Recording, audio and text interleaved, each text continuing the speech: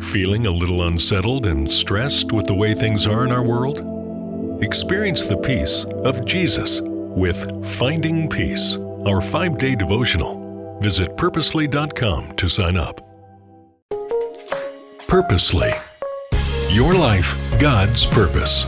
Listen at purposely.com. We tend to measure whether something's working in the short term based on how we feel in the short term, when that can't be the measuring stick that we use. Because to get real help in any part of life, whether it's to get remission for cancer or to get healing from a marriage that's in crisis, the solution is probably going to have some temporary discomfort that is part of the healing process. Hey friend, you're listening to the AllMomDoes podcast, part of the Purposely Podcast Network, and I am your host, Julie Lyles Carr. I have to tell you, when I take a look at the episodes that really popped, because I take that as the way that you're letting me know where you're at in your life, what's going on, things you're really concerned about, or you want guidance on, things you're excited about. Something that comes up time and time again is anytime we have conversation about marriage, wow, y'all show up. Anytime we talk about dating, anytime we talk about romance, there's just a lot of need out there. I think if I'm interpreting what I'm seeing correctly, in terms of trying to figure out how to do this modern marriage, romance, relationship thing, which is why I am so glad to bring you a couple of people who I know are going to be able to bring the goods today. Ashley and Dave Willis, thanks so much for being with me. Thank Julie. you, Julie. We're so excited. Oh, it's just a delight to see you. We all got to meet and became fast friends at a compassion event where we got to shoot this really beautiful podcast series called Nuance. Mm-hmm. And immediately I just fell in love with you guys. I'm so excited to have you here today. Give me a window into your world, where you live, kids, dogs, all the stuff, and the beautiful work and ministry that you do. Oh, well, we are Dave and Ashley Willis. We've been married almost 24 years. Actually, in a week, we'll be married 24 years. And we've got 4 boys ranging in ages from 10 to 20 and a little dog named Chi-Chi as well. And we live in Augusta, Georgia. We've lived here almost 20 years and life is busy and beautiful and full. And we just love it. Yeah. Never a dull moment. Never a dull moment. Never a dull moment. Never a dull moment. Dave, tell me about your journey to going into marriage ministry, because I got to tell you, when I'd been married, 3-4 years, I thought I had a lot to say about how marriage should be done. And now rounding the curve to 36, I'm like, man, we're idiots. So I'm curious when I hear somebody take it on with such elegance and such veracity and loveliness, I'm going, how did you gather the courage to decide to do marriage ministry? I want to hear about this. Oh man. Like what freed us up, I think, to be able to step into that space, because we had a burden for it. We had a passion for it. We believe in marriage. We want to help. And we did from a young age, but we thought, well, we're not experts. What is it? If that even exists, it's certainly not us. And I think what freed us up is realizing that God had more called us to be encouragers in the marriage space than experts. So we don't have to come at it as like, hey, gather around, children, we have all the answers, but hey, this is what we're learning. Let's lock arms with other people and let's encourage each other on the way. And as we've done that, we've learned a ton from people from all over the world sharing their experiences with us. And then we've done, independent research. Ashley's gotten a master's degree in biblical counseling along the way, and now is counseling couples as well. But at the heart of it, like we're just trying to encourage couples and cheer them on in a world where there are so many distractions and so many things that can hold them back from experiencing the fullness and frankly, the awesomeness of what God intended marriage to be. And we just want to help couples not settle for less than God's best. I love that. Ashley, what are you seeing in your work, in engaging with so many people today about marriage in 2 ways? What seems to be timeless? What seems to be unique challenges in marriages today? I've heard leading relationship expert Esther Perel talk about, you're probably going to have like 3 or 4 marriages in your lifetime, maybe to the same person, because we are experiencing such changes. Our expectations of marriage are higher than they've ever been. So what are you seeing in the field that you go, yeah, that's recognizable across the centuries, people have experienced that? And what seems unique to a snapshot of today? Man, I love those questions. So I would say number one, communication is an ongoing issue for most people because here's the deal is we never arrive in marriage. So just when we like think we've gotten the communication flow figured out and we kind of go on autopilot, then we get woken up again because there's a new challenge. We're getting older. We have new challenges. If we're parents, we have kid challenges and work changes and all those things. And transitions tend to cause those kind of rifts. And when we're not willing to bend or learn something new about our spouse or even change our approach, then we really end up frustrated. And that's when communication breaks down. And so I would say week to week, I'm always talking to people about how can we do communication better? And we all have room to grow in that area. I would say, as far as something that is more of kind of this day and age, it's the distractions we have. I think so many times we are going through marriage and going through parenting, and we're just wondering why there's this huge disconnect with our spouse and our kids. And it's because we have these little devices, in front of us all the time. And we try to like let our grunts and our half-hearted answers, get us somewhere. But really, it's not getting us anywhere. And we're getting distracted and sometimes going to it to be distracted because we want to avoid our problems. And avoidance never solves anything. And so a lot of times when I'm talking to couples in session, it's just kind of getting both of them to agree that they need to give each other actual FaceTime, and that, texts aren't going to cut it. Like, I mean, that's a tool, but it's not going to cut it. Like, we've actually got to spend time together and really lean into each other and get to know this person. Cause you're right. I mean, that quote is so spot on that you don't have just one marriage to the same person. You're going to have multiple marriages over time to the same person because we're all changing and the world is changing around us. Right. Dave, talk to me because you guys have 4 boys, and I don't think this is only specific to boys. In our cast of characters, we have 5 daughters, 3 sons. I will say one thing that's interesting to me with my son who's just turned 18. So I have a son who is going to be 29. I have a son who's in the middle and he's going to be, let's see, he's going to be 24. And then I have this baby son of mine who's just turned 18. All of them have loved the video gaming, the gaming world, all of that. For the youngest one, what's available today, how immediately available, and what a legitimate community he has developed on places like Discord and things like that. It's a real thing. Now, again, I have my girls love to do some gaming and that kind of thing too. But when I project forward, when I have some young women coming to me today who are married, they're 25, 26, 27, and they're talking to me about not only husband being at work all day, but then coming home and entering a community that is all about this gaming thing. How are you guys working through that with young couples today? Because I have to tell you, that never would have been on any kind of content about preparing for marriage maybe 10 years ago, was having to talk through this gaming thing. So give us some ideas and encouragement, a snapshot of what that's looking like in terms of being yet another form of distraction. To Ashley's point, another form of distraction that I hear coming up more and more as a big issue in marriages today. That is a great question, Julie. And as a father of boys, we totally see that. I mean, our boys are deep into that world. Like, we're navigating just as parents right now, trying to help them find balance there for later in life. We're trying to help their future wives by helping them establish boundaries now, because they find community there. There's a lot of their daily interactions. There are people there. We've got even our youngest son, who's only 10. He plays online with a friend from school that just moved to New Zealand. And now this friend is in New Zealand, doesn't have any friends there yet. And they connect almost every day, at least briefly, and they'll play and they'll talk and they'll engage in this world. And I'm thankful for the technology that makes stuff like that possible. But so many guys get this out of balance, right? And it is nuanced. It's not something like pornography where you can look at that form of escapism and say, well, that's just wrong on every level. There's nothing positive at all that comes out of that. And we talk a lot about porn for that reason. But with video games, it's harder to just throw the whole thing out and say, there's nothing good here, because, guys are connecting and finding community.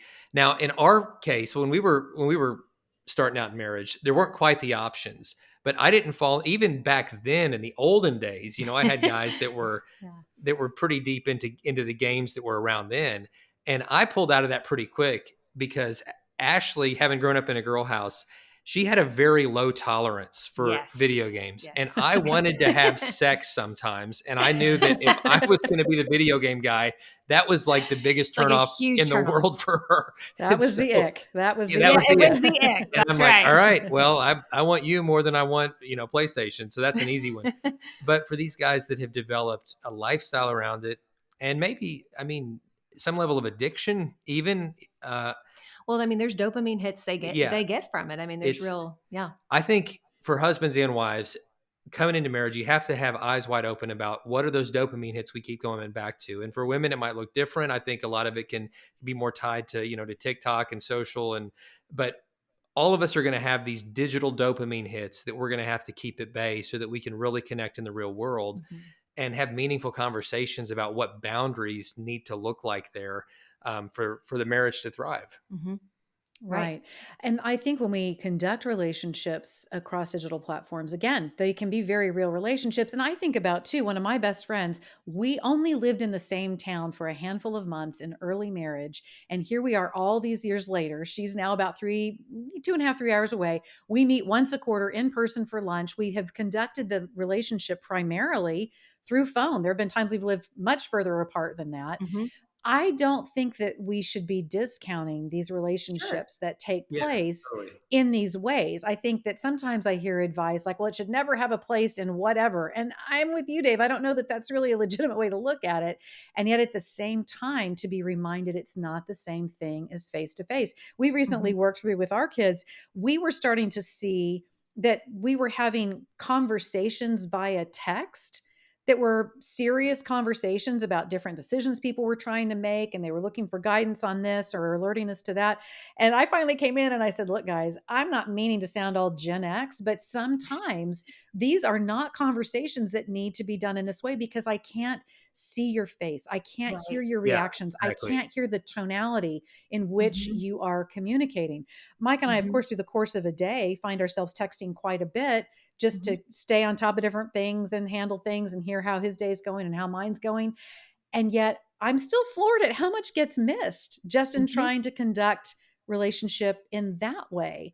So Right. how do you, Ashley, encourage couples to really make that time? Because that's the flip side too. You Yes. guys are parents of a busy household. I am. I know we talk about let's get in that consistent date night and let's do this, Mhm. that, and the other. Honestly, there are times that I get to the end of a week and I'm like, I like this guy and it's fun watching him brush his teeth, but where was the time going to come to make sure that we Right. had time for that level of intentional interaction? How do we Right. do that in such a busy, distracted time? Yes, I think we do have to be super intentional. And I think too, I mean, we can make space for all these fun things like video games or being on our phones or just fun activities, things that aren't otherwise like bad things.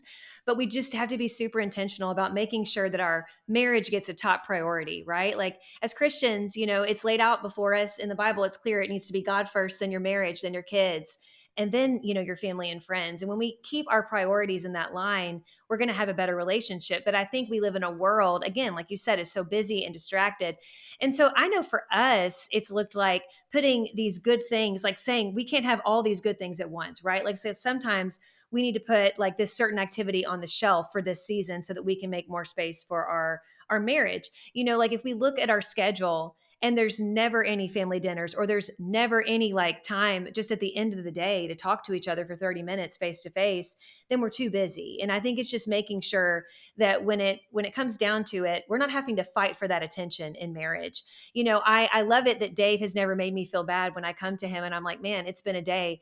Can we like skip this thing tonight and have time together? I know he's going to say yes because he cares about me and wants to connect with me. And in the counseling space, I see a lot that spouses feel like they are constantly having to fight with their spouse for attention when it comes to work, friends, even kids.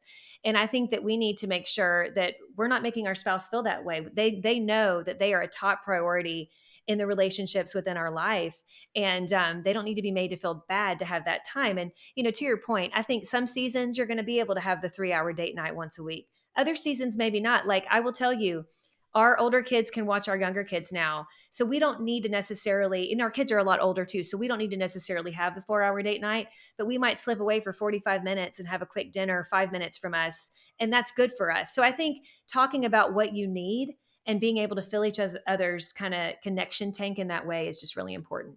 I think that's beautiful. And you said something that I just wish we could embroider on a pillow or put in bold Comic Sans font, because you don't have to do everything all at Yes. once. I had this sense, I don't know that I have deep FOMO. My husband would self-admit, say he's got deep FOMO. But when you take on some of these little things that we say to each other, these anecdotes about, all we've got is today and you've got to make the most of today and don't put off and do the bucket list and on and on. There's some wisdom in that. But there is also wisdom in saying, hey, there are going to be some activities that they're going to be for a later season, Lord Yes. willing, they're going to be for a later season. You don't have to be practicing to be the next golf pro today when the toddler is still at home. You don't have to be in the book club that is 6 different events and on and on and on. That may be for a different season. And yet so often we feel that sense of urgency. We're afraid we're missing out. And the time could be there for the marriage. We're just filling it with a lot of other stuff. Dave, I have a question for you, because we laughed before we started recording just about the reality of when you say, I'm going to write a book on parenting. Well, buckle up, because you're going to get to experience some interesting parenting stuff. If you're doing it for marriage, buckle up. You're going to find some interesting stuff on marriage. And I find often that some of the seasons in which Mike and I were speaking on marriage in ministry settings, or when I was covering that as a topic when I was doing women's ministry, honestly, some of the ministry stuff was getting in the way of the marriage. It was, so busy, so much going on. Even the level, to some degree, we've made our churches, our faith communities more complex in a lot of ways today, right? Like there's children's church and greeters and this thing and that thing and on and on and on. And you can end up in good things that should be nurturing, spending so much time, whether that is vocational ministry, whether that's volunteering a lot in ministry settings, that you're not safeguarding the marriage. So Dave, what do you and Ashley do to make sure that you're able to show up both vulnerably, hey, we had a fight on the way here, but at the same time, overall nurturing and maintaining the health of your marriage so that you can be encouragers in marriage? Yeah, great question. I think it's a lot of what you said. I mean, vulnerability. We've tried to, from the very beginning, just say, listen, for this to be sustainable and real and helpful to ourselves and others, like we can't ever put on a show. Like we have to be real about what we're going through, what we've been through, like what we're going through now. I mean, like I was in a grumpy mood this morning. Like Ashley's, talking me off the ledge because I'm in bad mood, and she's, we're living real life and processing real struggles, and and we try to be open about that, finding that line with discretion where there's certain things that are just for us, obviously, but as much as we can, sharing about what we're going through. And then as it relates to just sustainability and making sure our marriage is a priority, we're like, we can't do marriage ministry at the expense of our marriage. We just can't. And so we look at our schedule a lot. We have tons of conversations about the calendar, and we're removing things a lot, good things, because, pruning, the Bible uses a lot of pruning language. And with pruning, whether you're gardening or whether you're looking at your calendar, you don't cut off something just because it's dead. You cut off stuff that's thriving sometimes to make room for what's more. And so we have to have hard conversations often about what are not just the bad things that need to be removed. And it's usually what are good things that we need to cut out just to create margin for us, for our kids, so that we can do this for the long haul. You think that you are in the final round of getting all this parenting done. You've got kids who are in high school, you're starting to think about college, and you're thinking, this is it. I'm Julie Lyles Carr. I am a podcaster and I'm a mom of 8. And here's what I want you to know about George Fox University. It's a different way of doing college. Why? Because yes, it's all about getting a fantastic degree to set your kid up for their future. They have 60 undergrad programs available at George Fox University. But that's not where the story ends. It's also about equipping them spiritually. If you get out of college with a degree, but you don't have a closer relationship with God, that obviously is going to deeply impact what your young adult life looks like. So for your kiddos, I want you to consider, what would it mean for your child to be able to go to George Fox University, where 93% of George Fox students say they now have a closer relationship with Jesus. George Fox University is located in the Pacific Northwest in Oregon. They have 23 Division III athletic programs, and 100% of students at George Fox University receive financial aid. George Fox University is dedicated to their promise. They want every student to be known for who God created them to be. So listen, parents, yeah, you are getting into some of those final laps, but you definitely want to make these last laps count in a big way when it comes to the legacy of your parenting. So be sure and check out for your student georgefox.edu. That's georgefox.edu. Right. I love that you notate for us that pruning is not just about the stuff that's not working. It's also about things that can look really beautiful and are a lot of fun and yet need to go. That's a really great pearl of wisdom there. Ashley, talk to me, since you're working in the counseling space more now. I've seen something, I'm guilty of it, in which I would sometimes, or I've seen others do the same thing, in an event, a marriage conference, a book, a small group that was really intended to be encouragement for marriage, trying to use it as a patch for places where a marriage was in crisis. Talk to me about this place where we can sometimes hide between, we can hide behind things that are good things, encouragement and ideas, and you could do this, and what about that, when we're actually not dealing with maybe something systemic that needs to be handled. How do you handle that? Oh man, I do think that happens quite a lot. There are a lot of awesome, marriage resources out there and conferences and different things that people attend. But I think that, if I'm sitting across from a couple where very quickly there's like a rise, like there's like this anger that is just right on the surface, that's a sign to me that there's been something going on for a long time, and there's a much deeper issue than just not being able to get on the same page with communication. There's maybe some unresolved anger, or maybe even something from their past that has nothing to do with their spouse that is lying really deep in there, that's just they've never dealt with.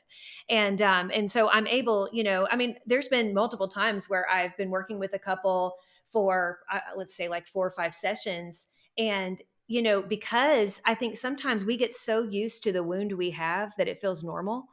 And I think it takes sometimes somebody else looking into it and saying, wow, like that's not something you have to live with anymore. Like you can actually heal from that. Like you don't have to go around half-hearted anymore. And actually it's not serving you well or your spouse well. And so we'll find that out. And all of a sudden it's like, oh my gosh, this person actually needs some individual work to address the thing from their past or whatever, it is to get some healing from. And so I would encourage, couples, if that's you, if you have this very short fuse, or if you walk in a room and your spouse is there and you don't even say a word to them or look at them or even acknowledge their existence, that's like, a flashing check engine light on your dashboard of your car for your marriage, right? And I would just say, and that's not to shame anybody, we all go through different seasons like that, but it's important to not keep on putting a little Band-Aid on a gaping wound that needs to be, cleaned out and gutted and stitched up, like there's all this other stuff that needs to happen instead of just, little patchwork over it. I think it's important to get the help that we need and know that there's strength in that. There's so much strength in reaching out for help. I mean, we've had moments like that over, our marriage where we've needed to get individual counseling and counseling together. Yeah. And so I just encourage people to not be scared of that. Like there's such strength in that. Dave, what do you find is the biggest hesitation? I know there are a lot of different reasons people can have hesitation in reaching out for help, but what are some of the primary ones that you see when you encounter couples who it's clear it's not working great or things are not exactly green, and yet they still seem to be very hesitant about getting to the place, the help, the clean out that they need?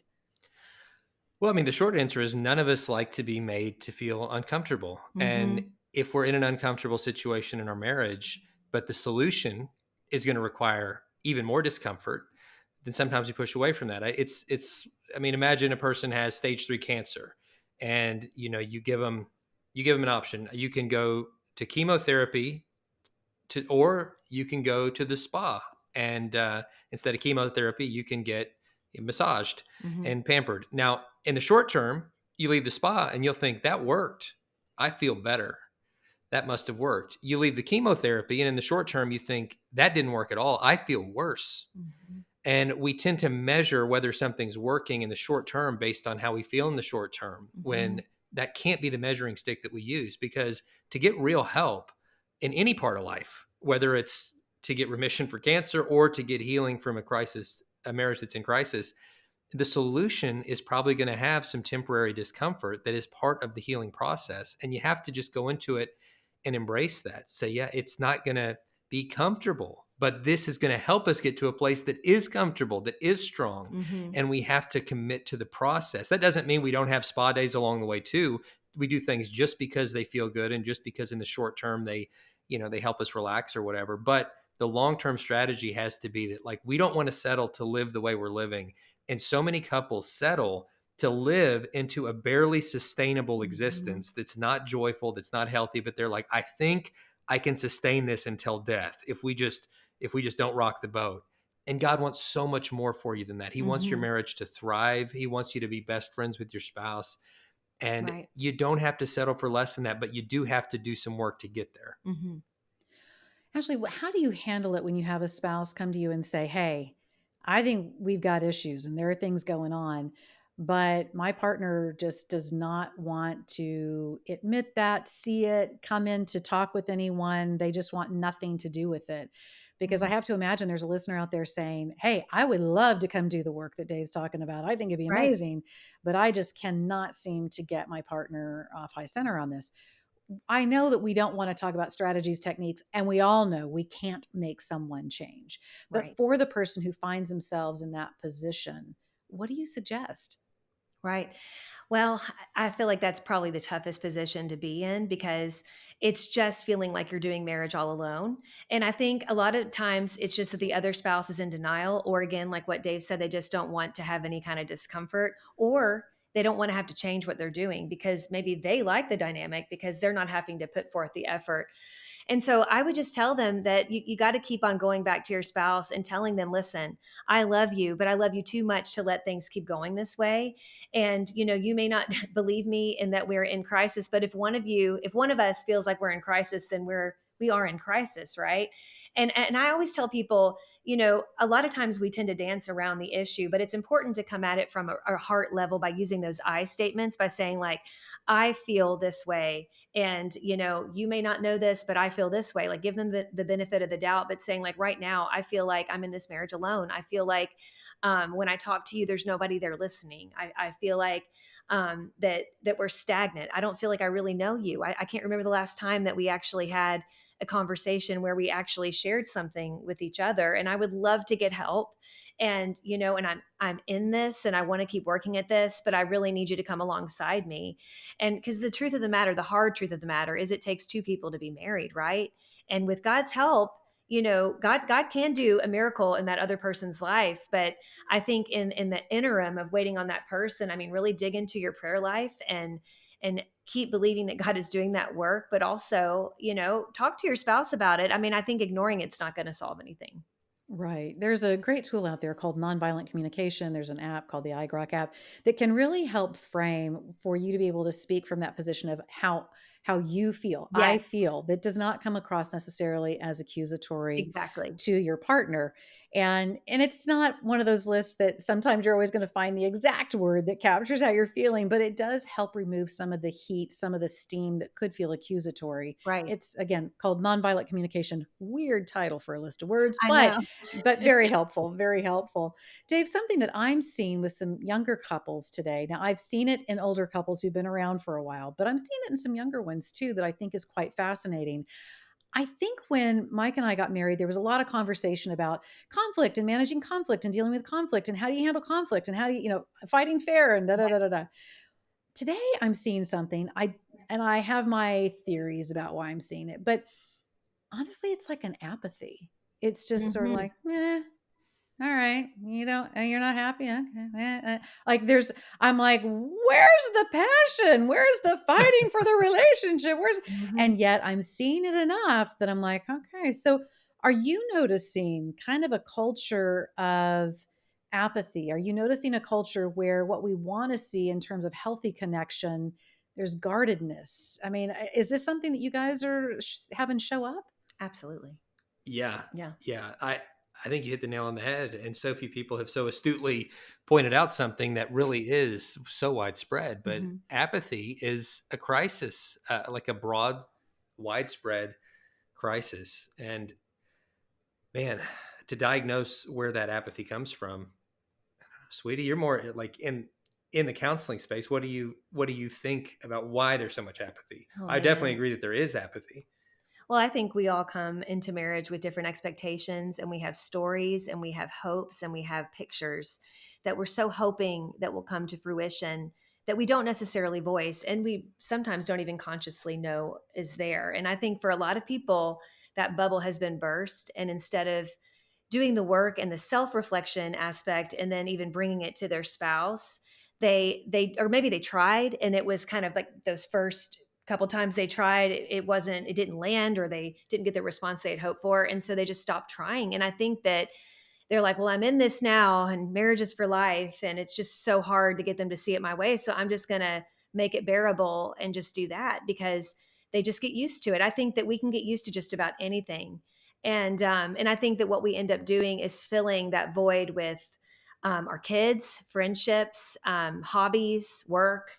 And we can, if we're busy enough, we can act like it's not there. But I think over time, and we saw this in 2020, when all the world comes to a halt and all of a sudden we're in the same house and we have to face each other, they realize, like, I don't even know this person anymore. I mean, there's like an epidemic of empty nesters becoming divorced, because they're like, okay, we raised the kids, I don't know you anymore, I want a new life, I want to start over, and they're just leaving. And it's so sad because they've invested, a lot of times like 25 years of their life and built this family, and they just over time they had that apathy come in and they just didn't do anything. So I just want to give people hope, and that it just takes one of you going first and saying, I miss you.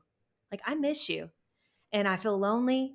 And I'm not blaming you, I'm blaming myself in this too. I don't know where I lost sight of what our marriage could be, but I've been sad and I want to get that back, because I did marry you for a reason. And I know, we're not the same two people who got married on that day, but I want to work at it and I want to get to know you again.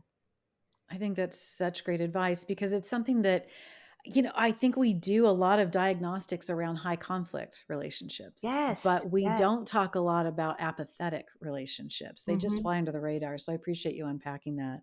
You guys have something coming up that I think is really a great tool. It's called the Marriage Breakthrough Experience. You're going to actually get to do it at your home church in Augusta, Georgia. Talk to me about what that experience is, who would be a great candidate to be at an event like that, and what your hope is that you hope couples walk away with. Sure. Yeah, thank you, Julie. I would say we were talking about the difference between crisis versus non-crisis. I would say this is not a crisis event. We have a lot of great crisis events that partner ministries do that we would love to point people to if you're in crisis. But this is more of an enrichment, Mhm. a very intentional enrichment experience. And maybe even adding a layer to that, an enrichment experience for people who are interested in doing marriage ministry themselves, because there will be an aspect of training. And many of the people who've come in the past have that heart. They want to not only grow in their relationship, but they want to get the tools needed to be able to minister in their home church or beyond in the area of marriage ministry. So there'll be an element of online coaching that we'll do with each couple individually, and then 2-day, very fun, very intentional experience in Augusta, Georgia, where we live, with some great food, some great moments, a vow renewal on a riverboat at the end. So some Yes. fun moments. And yeah, we intentionally keep it small. We cap it at 20 couples. So at the time of this recording, there's still space for Mhm. September, and we'd love to have you. So yeah, reach out if you want more information about that. That's And you right. guys have so many great things also going on in addition to this one. So Ashley, give us a couple other things that are coming up for people who have an interest in really growing in their relationship. Yes. So if you go to daveandashley.com/events, we have all of our events there, but we go to churches all around the country. We have a full fall calendar that people can go see, and a lot in the spring. One of the things we're excited about is next April, we're going to do our second annual Marriage and Family Cruise. We just did one this year and it was so much fun. We're like, let's do it again. We're going to be on Wonder of the Seas with Royal Caribbean. And that again is limited to a certain number of couples. So it's first come, and sign up first get to go, but it's so much fun. And this is something where, you get to go and experience the cruise. We have on the sea day, we have some sessions. But one of the best things about events like this is you get to also know other married couples, Christian married couples, and really have community. That's one thing I think that so many of us are lacking is just community, like good community. And, walking away from those events, both the marriage breakthrough experience and this cruise experience, you really get to have friends for life because, when you're in those close spaces for a short amount of time and you have dinner together and you have all these moments together, you can really get to know people. And it's such a beautiful thing. So we encourage everybody to check it out. I love that you guys have those experiences. And where can the listener go to follow you guys on Instagram and website, all that kind of stuff? Yeah, we're on Instagram at Dave and Ashley Willis, all spelled out, which is kind of a long handle, but once you get there, you'll have a good time. And so, yeah, you can go there and then just go into our website, daveandashley.com is a great one-stop shop for all of our resources, that free ebook, our event schedule, and you can contact us directly through the site as well. Fantastic. Well, Ashley and Dave, thank you so much for letting me have part of your day today. It's just great to reunite and reconnect. I am so thankful for all that you guys do. You're the best, Julie. Thanks for the great work you're doing. Thank you so much. Thank you. All right, friend, you know what to do. Rebecca has those show notes for you. It's going to have all the links that Dave and Ashley have talked about, and you can check out their events and resources, all that great stuff. Be sure and go to allmomdoes.com for that community. It's women just like you. The stuff that you're grappling with, trying to figure out, you're going to find friends there. We love when you come and visit us there. And I want to hear from you too. Come over to my DMs on Instagram. That's mainly where I hang out, Julie Lyles Carr. I want to hear about topics, guests, questions, all the things, because that helps us make sure that we are meeting you right where you are. And that is definitely our heart. So on behalf of all the All Mom Does team, I want to thank you for being here, spending this time with me, and I will see you next time on the All Mom Does podcast.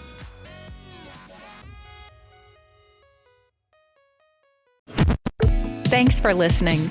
We just wanted to take a minute to let you know that just like you and your family, Purposely is also part of a family, the Krista family of ministries. Krista helps kids and teens learn and grow in their faith at King Schools and Miracle Ranch Camp.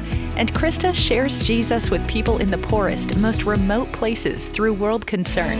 Krista Senior Living is a community of love and care, and Krista Media is a place of hope on the radio. God is changing lives through these 5 ministries, and Krista is on mission to share the good news of Jesus.